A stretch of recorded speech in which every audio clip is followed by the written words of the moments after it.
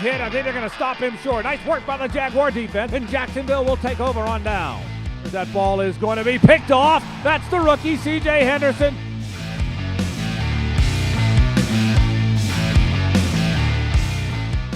Welcome into the film room, and there was a momentum-changing play against the Colts, and it was the goal line stop.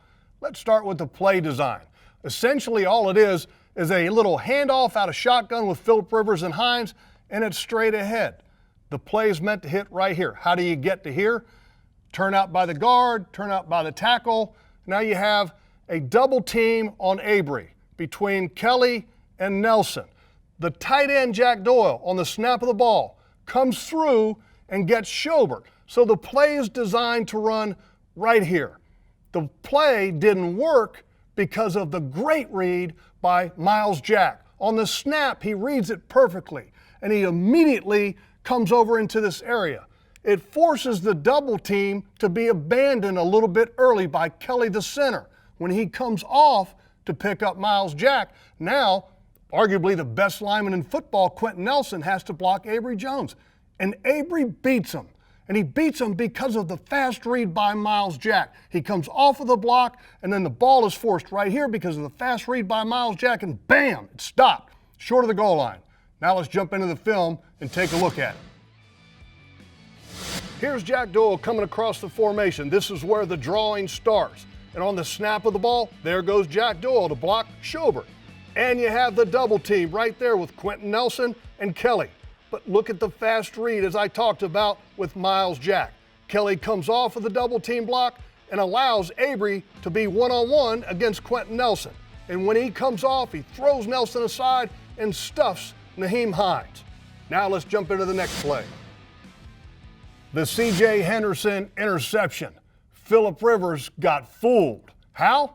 The Jaguars were playing a cover two-man defense. Two-man, the safeties run off, and they each have the deep halves of the field.